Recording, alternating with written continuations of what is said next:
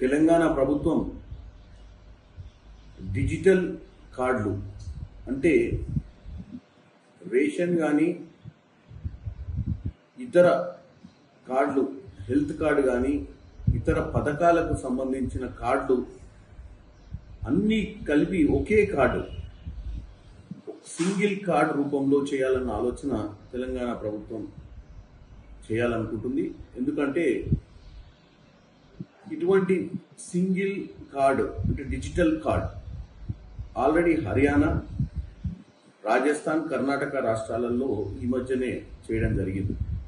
మన రాష్ట్రంలో కూడా ప్రతి కుటుంబంలో ఈ యొక్క డిజిటల్ కార్డుని ఇచ్చి వాళ్ళకు రేషన్ కానీ ఆరోగ్యానికి సంబంధించిన హెల్త్ కార్డు కానీ రాష్ట్రంలో ఎక్కడైనా వాడుకునే విధంగా డిజిటలైజ్ చేయాలని ఆలోచన.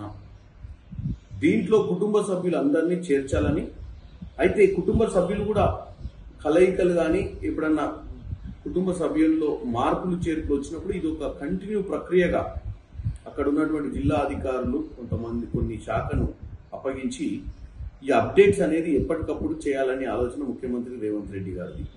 ఎందుకంటే ప్రతిసారి ఏదో ఒక సమాచారం తీసుకోవాల్సిన అవసరం లేకుండా ఒకేసారి ఒక కుటుంబ సమాచారం తీసుకొని వీళ్ళందరికీ కూడా వెల్ఫేర్ స్కీమ్స్ సరైన పద్ధతిలో అందుతున్నాయా లేదా అనే మానిటరింగ్ సిస్టమ్ చాలా ఈజీ కావడమే కాకుండా ఆరోగ్యశ్రీ గతంలో రాజశేఖర రెడ్డి గారి ప్రభుత్వంలో పెట్టినటువంటి ఆరోగ్యశ్రీ అప్పుడు బ్రహ్మాండంగా నడిచింది. దాన్ని మళ్ళీ అదే విధంగా నడిపించాలంటే ఈవెన్ ఈ డిజిటల్ కార్డ్స్ తో పాటు ప్రతి కుటుంబంలో వారి ఆరోగ్యం మీద ఒక ప్రొఫైల్ కూడా తయారు చేసినట్టయితే వారి అందరి డీటెయిల్స్ కూడా మన ఈ డిజిటల్ సిస్టంలో ఉంటాయి.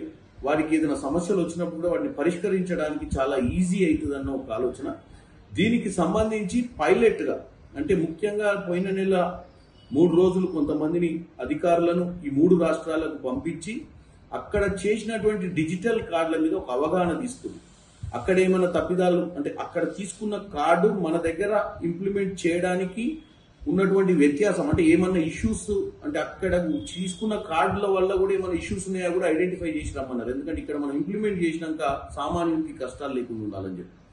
అదేవిధంగా ఈ నెల 3 అంటే నిన్నటి నుంచి 7వ తారీఖు దాకా మనోళ్ళు ఇది పైలట్ ప్రాజెక్ట్ కింద తీసుకొని ప్రజల మధ్యనికి వెళ్ళి అక్కడ ఉన్న ఈ డిజిటల్ కార్డ్ ఇంప్లిమెంటేషన్ మీద ఒక అవగాహన క్రియేట్ చేసుకుంటూ పైలట్ అని చెప్పి 238 స్థానాలు అంటే 119 నియోజకవర్గాలలో ఒక మున్సిపల్, ఒక గ్రామ పంచాయతీ అంటే ఒక రూరల్, ఒక అర్బన్ ఏరియా తీసుకొని దీన్ని ఇంప్లిమెంట్ చేసే ఒక ప్రక్రియ ఈరోజు రాష్ట్ర ప్రభుత్వం తీసుకుంటుంది. ఎందుకంటే ఇది ఈ కార్డ్ని మనం ఆమోదం తెలుపక ముందే ప్రజల మధ్యనికి వెళ్ళి వాస్తవంగా ఈ కార్డులను ఏ విధంగా చేస్తే ప్రజలకు బెనిఫిట్ అయింది, ఏ విధంగా చేస్తే ప్రజలకు ఇబ్బందులు లేకుండా ఈ యొక్క డిజిటల్ కార్డుని వాడుకోగలుగుతారన్న ఉద్దేశంతో ఈరోజు ఈ ప్రభుత్వం అన్ని రకాల చర్యలు తీసుకుంటుంది.